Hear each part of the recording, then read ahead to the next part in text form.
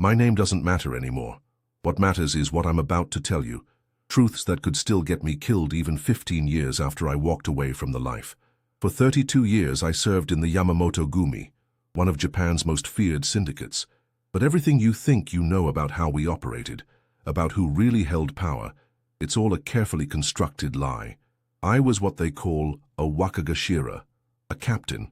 On paper, I controlled 3 districts in Osaka, commanded 50 men, and answered directly to the oyabun. The newspapers would write about me. The police had thick files with my photograph, and rival families knew my name. But I was nothing more than a face, a puppet dancing to strings pulled by shadows you never see. The morning everything changed was like any other February day in 2008. Snow fell quietly on the neon signs of Dotonbori, and I was sitting in my usual booth at the back of Taro's ramen shop, going through the weekly collections with my lieutenant, Kenji.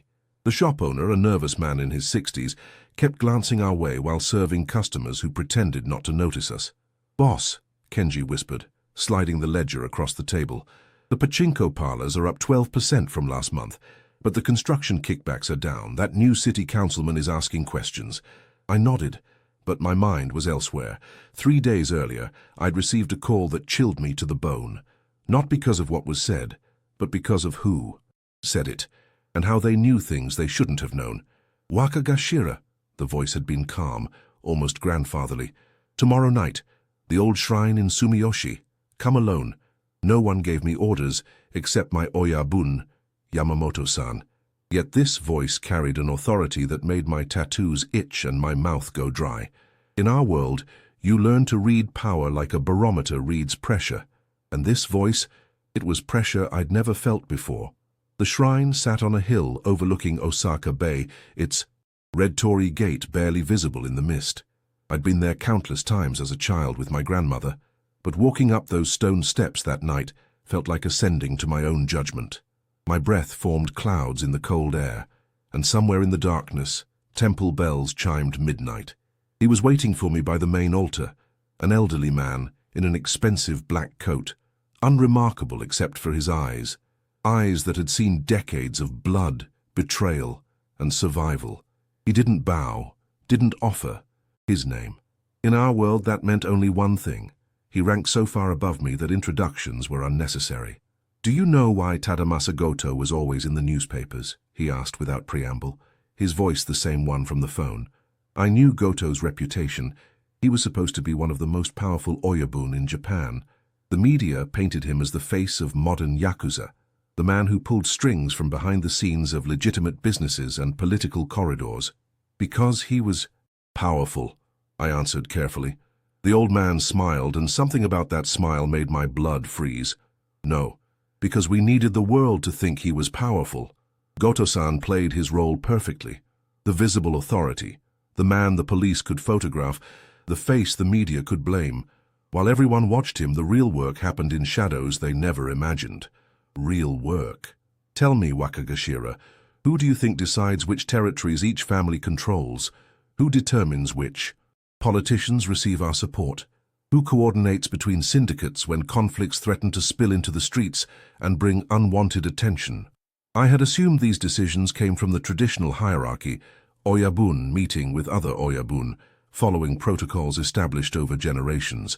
The old man's laughter was soft but somehow terrifying. "The structure you know, the ranks, the ceremonies, they're theater. Beautiful, necessary theater that keeps everyone in line and gives the illusion of order. But real power doesn't wear tattoos or conduct sake rituals. Real power sits in conference rooms you've never seen, makes phone calls that are never recorded, and moves money through channels that don't appear in any ledger you've ever counted." He began walking deeper into the shrine grounds, and I followed, my footsteps echoing off ancient stone. Paper lanterns cast dancing shadows on the path, and somewhere in the darkness, I heard the soft sound of water trickling over. "Rocks. Every major decision in your family for the past 20 years has been guided by us," he continued. "When you eliminated the Tanaka gang in 2003, you thought it was because they were selling drugs to children near schools. Noble motivation. But we orchestrated that conflict because Tanaka had discovered one of our operations and needed to be silenced." My hands were shaking, and it wasn't from the cold. Every major operation I'd carried out, every moment I'd felt pride in serving my family's interests. Had any of it been real? The Shadow Council, he said as if reading my thoughts. We've existed longer than any syndicate, longer than the modern Yakuza itself. We are bankers, politicians, industrialists, and yes, occasionally criminals. We maintain the balance that keeps Japan stable, prosperous, and quiet. We stopped before a smaller shrine, dedicated to Inari, the fox deity. Stone foxes stared at us with knowing eyes, and I felt like I was seeing myself clearly for the first time in decades. Why are you telling me this? Because tomorrow your Oyabun will ask you to kill someone, a journalist named Sato, who's been investigating connections between construction companies and Yakuza families. You'll think you're protecting your organization. In reality, you'll be eliminating someone who got too close to uncovering one of our businesses. The weight of his words settled on my shoulders like snow. And if I refuse, then someone else will do it and you'll have an unfortunate accident within the week. Your Lieutenant Kenji has gambling debts he's hidden from you. One word from us, and rival families will learn of his weakness. They'll use him to reach you. I thought of Kenji, who'd stood beside me through gang wars and police raids, who'd saved my life twice and never asked for anything in return. The idea that his loyalty could be purchased or manipulated made my stomach turn. What do you want from me? Your service. Real service, not this performance you've been giving your Oyabun. We have plans for Japan's future, and those plans require people in positions like yours who understand the true nature of power. The temple bells chimed again, and mist rolled in from the bay, obscuring the city lights below. I felt like I was disappearing, becoming part of the shadows myself. The journalist, I said quietly. What if there's another way? What if he could be redirected rather than eliminated? The old man studied me for a long moment. Interesting. Most people in your position simply ask how and when. You're asking if. That suggests either weakness or wisdom. I've killed for my family, for honor, for protection, for justice as I understood it. But killing to protect secrets I don't even understand.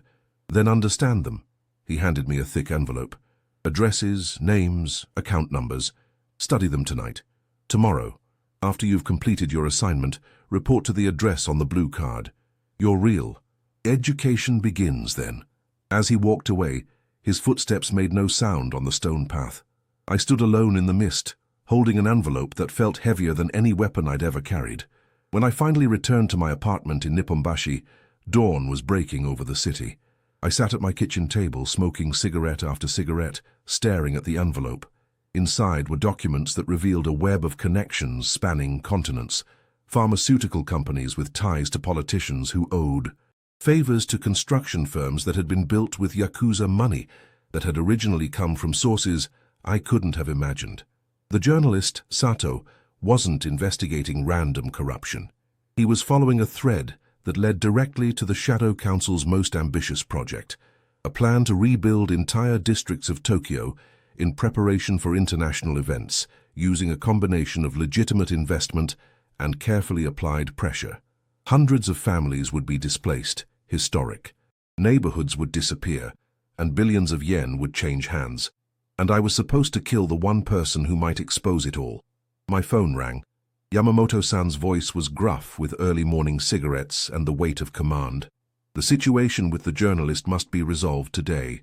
Clean, quiet, and final. Can I count on you? Yes, Oyabun. But as I hung up, I realized I didn't know who I was really serving anymore, and that uncertainty would change everything. The journalist lived in a modest apartment building in Shibuya, the kind of place where salarymen and university students shared thin walls and pretended not to hear each other's lives. I had been watching Sato for 3 days, learning his patterns, identifying the cleanest approach. He left for work at 8:30 a.m., returned by 7 p.m., and spent most evenings hunched over his laptop at a coffee shop near Shibuya Station. Standing in the alley behind his building that afternoon, I felt the familiar weight of my knife against my ribs. I'd made this type of calculation hundreds of times, angle of approach, timing, exit strategy, but my hands were shaking, and it had nothing to do with nerves. The documents the old man had given me painted a picture that made my decades in the Yakuza look like children's games. The Shadow Council wasn't just another layer of organized crime. They were architects of Japan's economic reality.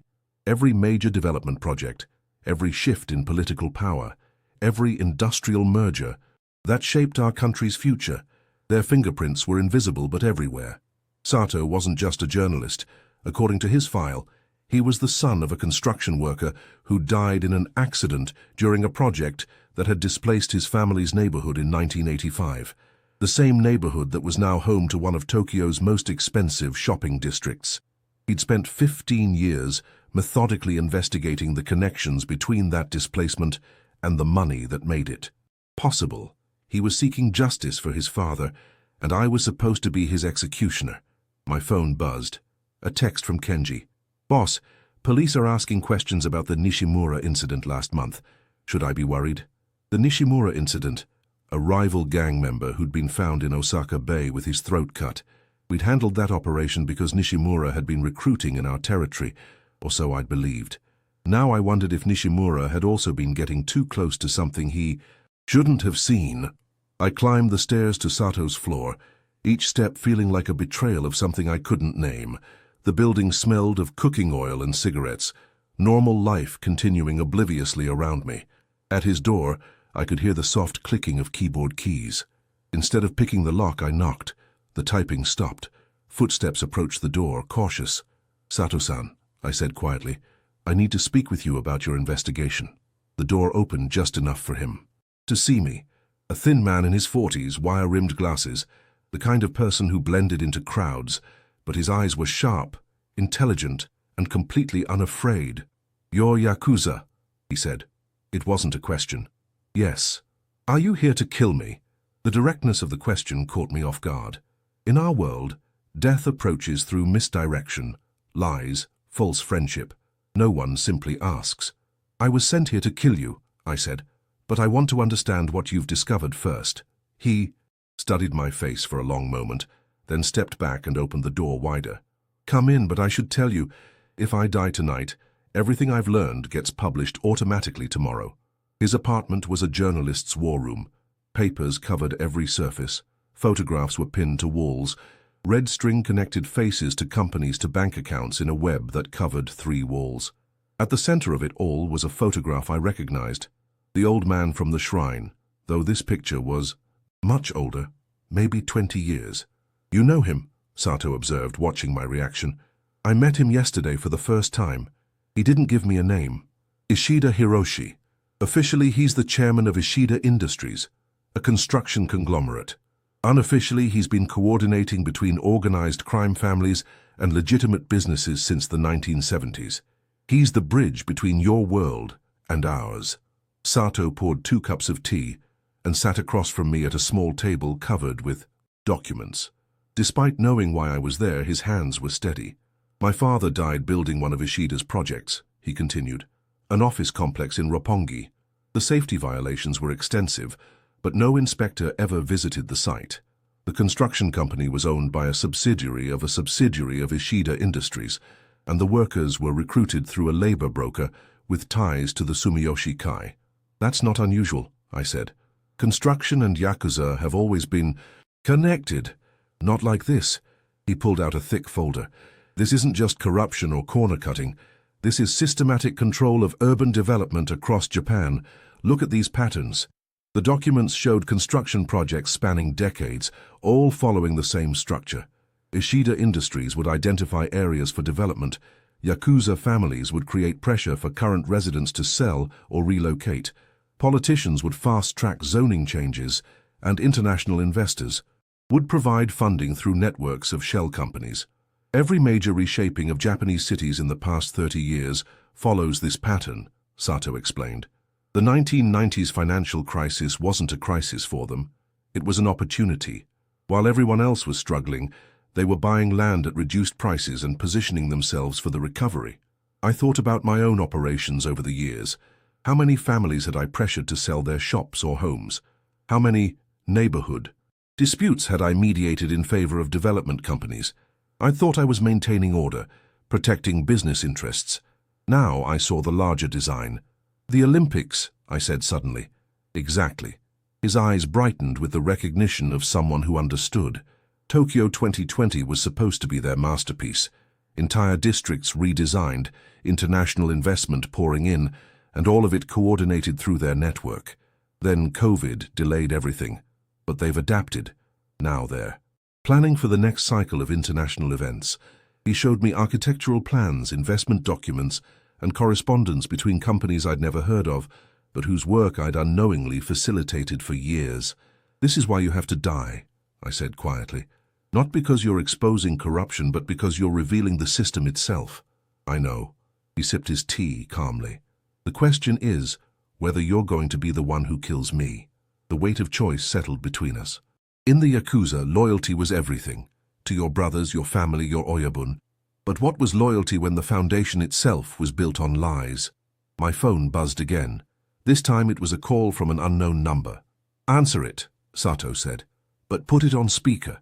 The voice was Ishida's, as calm and measured as it had been at the shrine. "I trust your conversation has been educational, Wakagashira."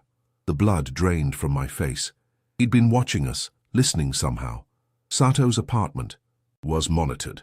"Mr. Ishida," Sato said, addressing the phone directly, "I wondered when you'd make contact." "Ah, Sato-san, your persistence is admirable, but it ends tonight. However, I wanted to offer our friend here a choice. Complete your original assignment, and your Lieutenant Kenji's debts disappear. His sister's medical bills are paid, and his daughter receives a full scholarship to any university in Japan. Refuse, and by tomorrow morning, he'll be blamed for embezzling from your family's accounts, money that we've already moved to make the evidence convincing." I thought of Kenji's sister, fighting cancer in a hospital that charged more per day than most people made in a month. His daughter, brilliant, but born into a world where education was a luxury they couldn't afford. "You see how loyalty works in the real world," Ishida continued.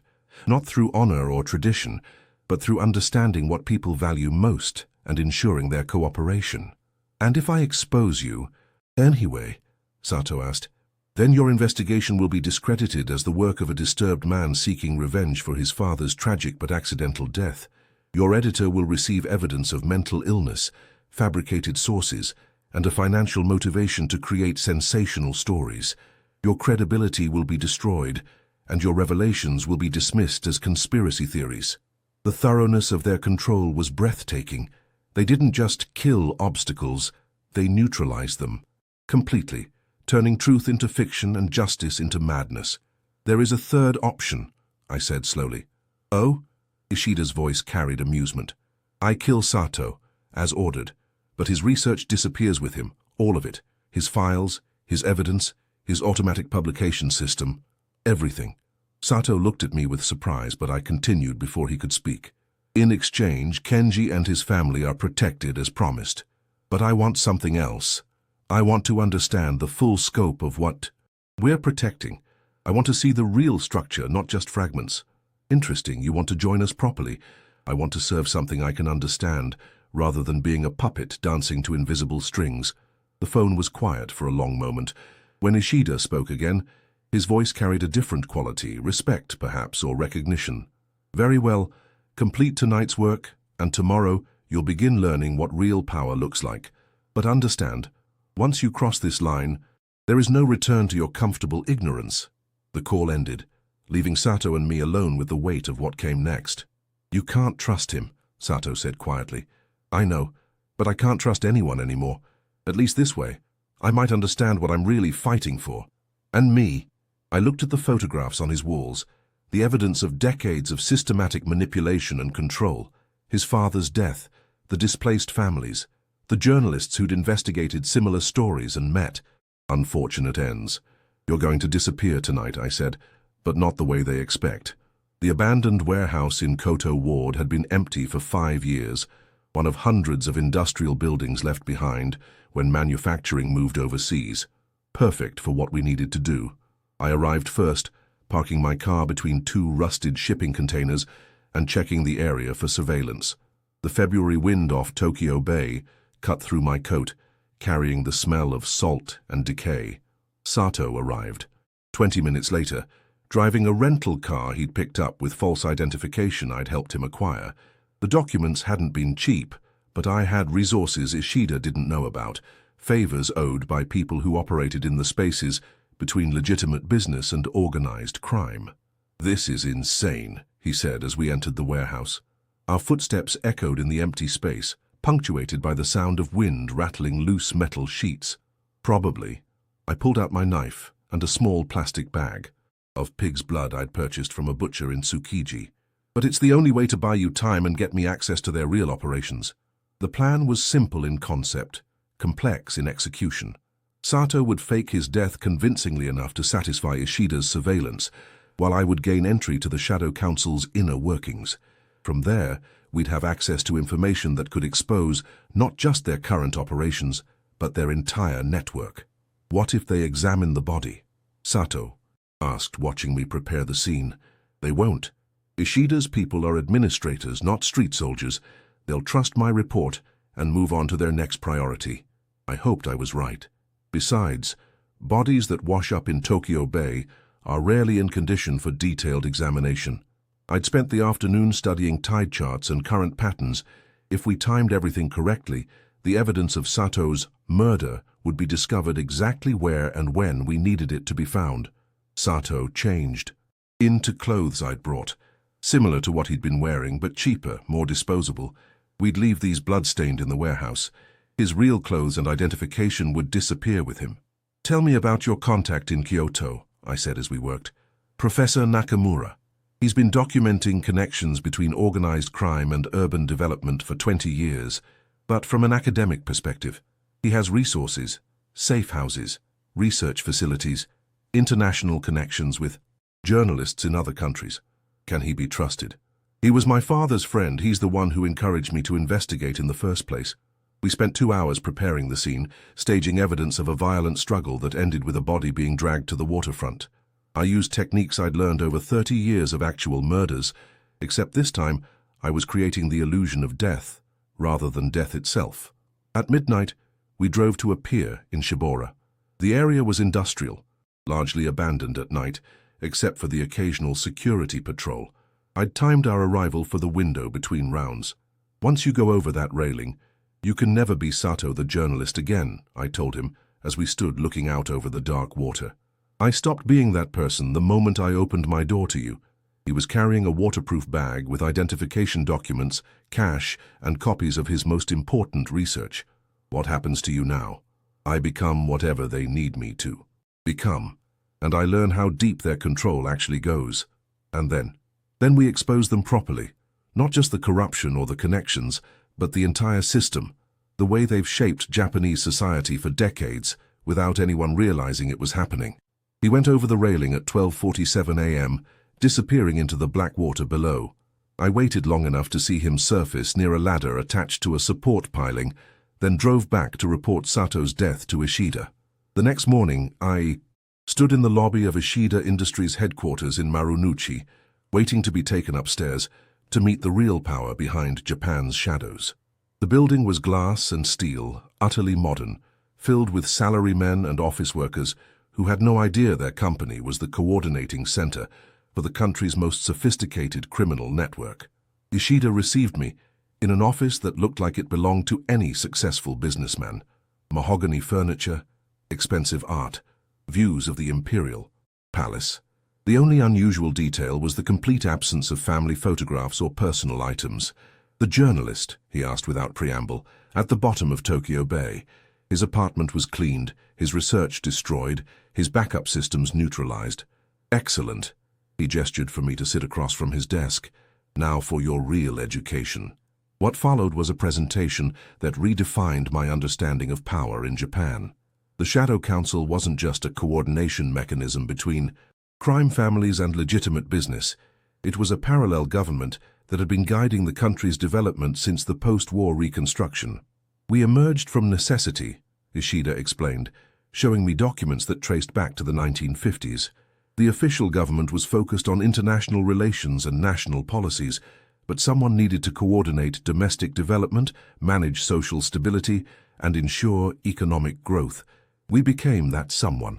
The original members included industrial leaders, senior Yakuza bosses, politicians, and surprisingly American intelligence officers who had remained in Japan after the occupation ended. The Americans understood something the Japanese government didn't, Ishida continued. Organized crime could be a stabilizing force if properly directed. Rather than trying to eliminate it, they helped us organize it into something useful. Over the decades, the Shadow Council had evolved into something more sophisticated than either American intelligence or traditional Yakuza had imagined. They coordinated not just criminal activities, but legitimate businesses, political careers, and social policies. Every major decision that has shaped modern Japan has been influenced by us, Ishida said. The location of new cities, the development of transportation networks, the rise and fall of political parties, even cultural trends that determine how Japanese society evolves. He showed me organizational charts that revealed a structure spanning thousands of people, most of whom had no idea they were part of a coordinated system, businessmen who thought they were making independent decisions, politicians who believed they were serving their constituents, Yakuza bosses who imagined they were running autonomous criminal organizations, all of them actually implementing policies determined by a council of fewer than 20 people. Your role, Ishida said, will be to serve as a bridge between the traditional Yakuza structure and our broader objectives. Your reputation and position give you credibility with criminal families, while your intelligence and adaptability make you suitable for more complex operations. What kind of operations? We are preparing for the next phase of Japan's development. Climate change, demographic shifts, and international economic pressures are creating opportunities for major restructuring of Japanese society. We intend to guide that restructuring in ways that maintain stability while positioning ourselves for continued influence. He outlined plans that were breathtaking in their scope and ambition. Entire regions of Japan would be reshaped over the next 2 decades, with populations consolidated into new urban centers, while rural areas were converted to industrial and energy production. The process would generate enormous profits while creating new forms of social organization that would be easier to manage and control. And if people resist these changes? I asked. They won't. We've been preparing public opinion for years through media companies, educational institutions, and cultural organizations that we influence indirectly. By the time the changes begin, they'll seem natural, inevitable, even desirable. The thoroughness of their planning was terrifying. They weren't just predicting Japan's future, they were creating it. I want to see the full council, I said, in time. First, you need to demonstrate your value in your new role. Tomorrow, you'll receive your first assignment, something that will test both your capabilities and your commitment. As I left the building, I felt like I was walking through a city that no longer existed. Everything I saw, the businessmen hurrying to meetings, the construction sites reshaping neighborhoods, the political advertisements preparing for upcoming elections, was part of a design created by people who operated completely outside public knowledge or democratic oversight. That evening, I called Kenji from a phone booth in Shimbashi. "Boss, everything okay? You sound different." "Everything's fine. How's your sister?" "Better, actually. The hospital said some anonymous benefactor paid her bills in full. They're moving her to a private room and bringing in specialists from Kyoto University." So Ishida had kept his part of the bargain. Kenji's sister would live, his daughter would have opportunities he could never have provided, and in return, I had become part of something that controlled the lives of millions of people without their knowledge or consent. "Boss?" Kenji's voice brought me back to the present. "Take care of your family," I said, "and be careful who you trust." "What's happening?" "I'm learning that nothing is what we thought it was." After hanging up, I walked through the streets of Tokyo, seeing the city differently than I ever had before. Every building, every street, every business was part of a system designed by people who had never been elected, never been held accountable, and never been exposed to public scrutiny. And now I was one of them. The assignment arrived exactly 24 hours later. A manila envelope slipped under my apartment door while I slept. Inside were photographs, financial records, and a single sheet of instructions written in precise handwriting. The target was Councilman Morimoto, a reform politician who had built his career fighting corruption in urban development contracts.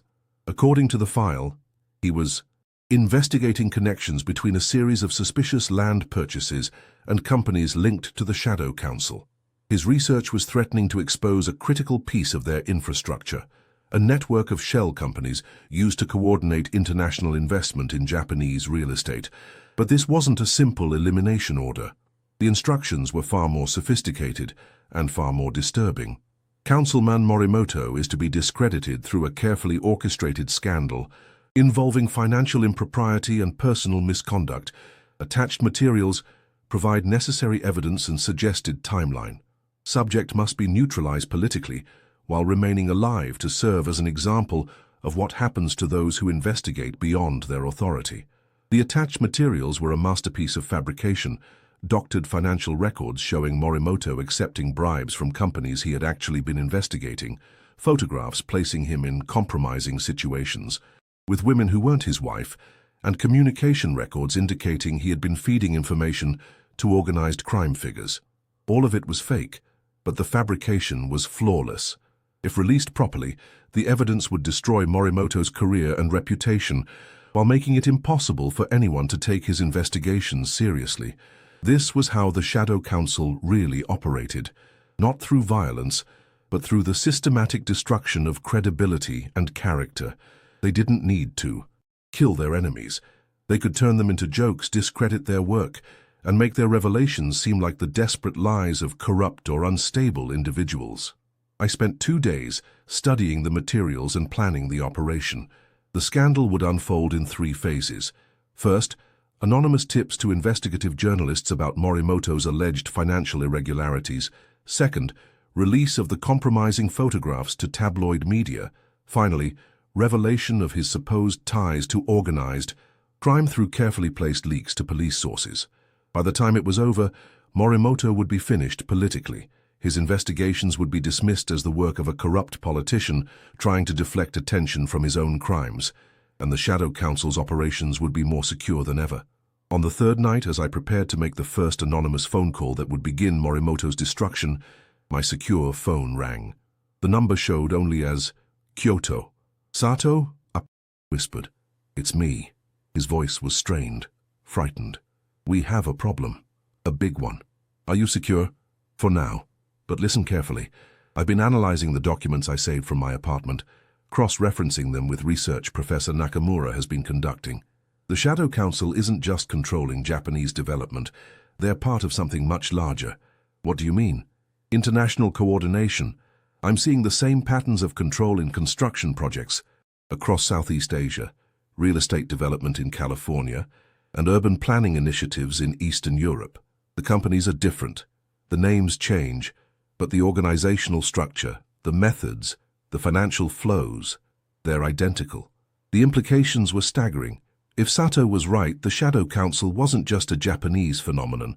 It was a model that had been exported or replicated across multiple countries, creating a network of parallel governance systems operating outside democratic oversight or public knowledge.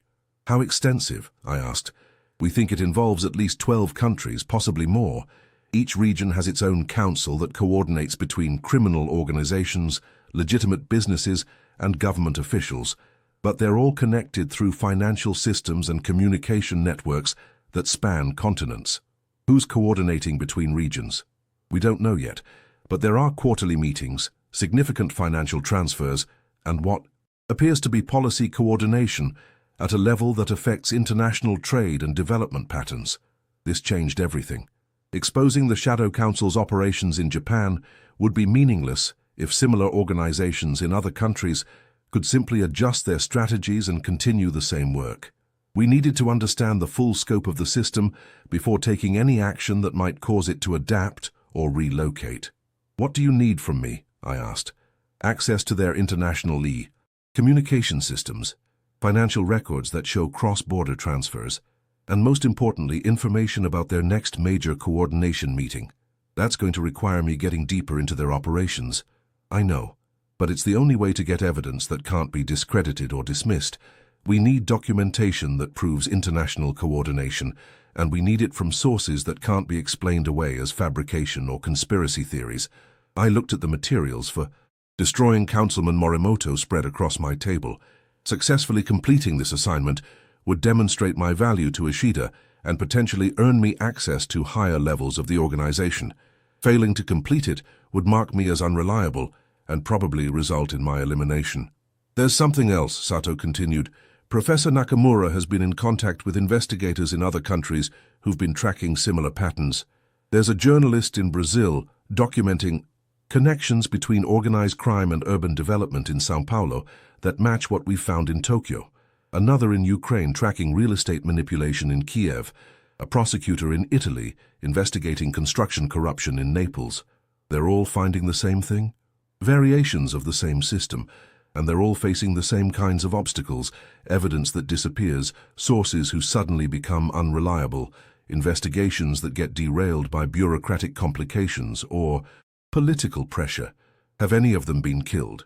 2 that we know of, both made to look like accidents or unrelated criminal activity, but the pattern is clear. They eliminate people who get too close to seeing the full picture. I made my decision. Completing the Morimoto assignment would buy me deeper access to the Shadow Council's operations, but it would also destroy an honest politician and further entrench their system of control. I'm going to complete my assignment, I said, but not the way they expect. What do you mean? Instead of destroying Morimoto with fabricated evidence, I'm going to approach him directly. If he's as honest as his reputation suggests, maybe he can be turned into an asset rather than an obstacle. That's incredibly dangerous. If Ishida discovers what you're doing, then we'd better make sure this works quickly. The next morning, I called Councilman Morimoto's office and requested a private meeting. His staff was suspicious, reformed politicians, didn't typically meet with known Yakuza figures, but I mentioned that I had information about corruption in urban development contracts that might interest him. We met at a coffee shop in Akasaka, far from his usual haunts and mine. Morimoto was younger than Aigo,